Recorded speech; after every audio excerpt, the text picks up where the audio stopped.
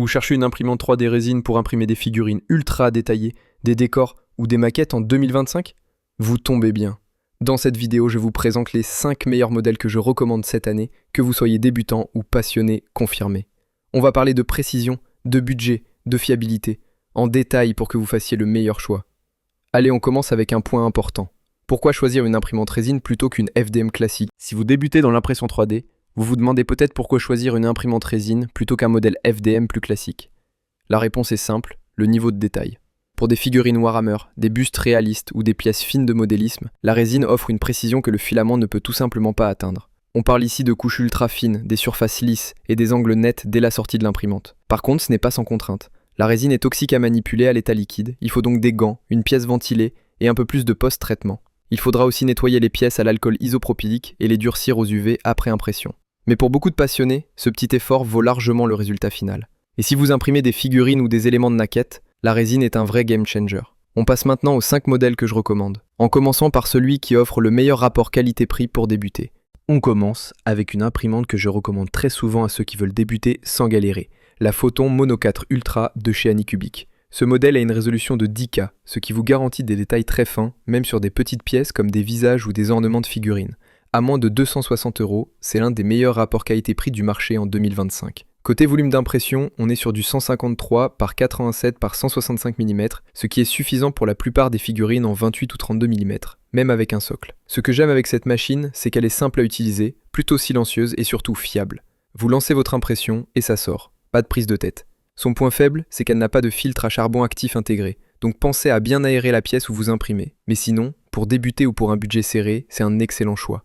Vous pouvez retrouver tous les liens des imprimantes dans la description pour soutenir la chaîne. Pour la deuxième place, la Phrozen Sonic Mini 8K-S est l'une des imprimantes résine les plus précises de cette sélection. Avec une résolution de 22 microns, elle est même un tout petit cran au-dessus du modèle précédent. Elle est pensée pour les passionnés de figurines qui veulent des résultats nets, sans avoir besoin d'un gros volume d'impression. Ce que j'apprécie particulièrement, c'est la finesse des couches. Sur des casques, des visages ou des petits accessoires, on voit clairement la différence par rapport à une imprimante d'entrée de gamme. Son prix tourne autour de 280 €, ce qui reste accessible quand on voit la qualité. Par contre, comme beaucoup de modèles compacts, elle ne propose pas non plus de filtre à charbon actif intégré. Et l'interface est un peu plus brute que chez Elegoo ou Anycubic. On sent que la marque vise les utilisateurs un peu plus expérimentés. En résumé, si vous êtes exigeant sur le niveau de détail mais que vous n'avez pas besoin d'un gros volume, c'est une machine redoutable. Pour la troisième imprimante de cette sélection, la Elegoo Mars 5 Ultra. C'est un peu la valeur sûre, le modèle passe-partout qui convient à la majorité des utilisateurs. Elle propose une résolution en 9K avec des couches de 34 microns. Ce n'est pas la plus fine de ce top, mais honnêtement, pour la majorité des figurines ou des maquettes, la qualité est largement au rendez-vous.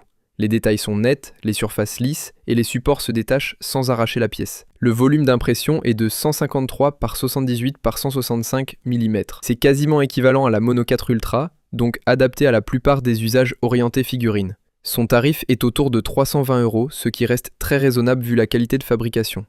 L'interface est simple, intuitive et surtout elle est fiable. Elle démarre au quart de tour et même si vous êtes débutant, vous vous y retrouverez facilement. Son défaut principal, c'est l'absence de filtre à charbon actif encore une fois, mais si vous imprimez dans un endroit bien ventilé, ce ne sera pas un souci. En clair, si vous cherchez une imprimante bien finie, facile à utiliser et avec une bonne réputation dans le monde de l'impression résine, la Mars 5 Ultra est un excellent choix. On passe maintenant à un modèle plus ambitieux, la Elegoo Saturn 3 Ultra. Là, on entre clairement dans la cour des grands avec une imprimante pensée pour ceux qui veulent imprimer en plus gros sans sacrifier la qualité. Sa résolution est en 12K avec une précision de 19 par 24 microns. C'est plus fin que tout ce qu'on a vu jusqu'ici et ça se voit sur les pièces, surtout sur les grandes surfaces. Si vous imprimez des bustes détaillés, des créatures de 15 ou 20 cm ou des décors de maquettes, la Saturn 3 Ultra est taillée pour ça. Le volume d'impression est bien plus généreux, 219 par 123 par 260 mm. Ça vous permet d'imprimer plusieurs figurines en même temps ou des pièces vraiment imposantes en une seule fois. Le prix, lui, est à la hauteur de ses capacités, environ 437 €.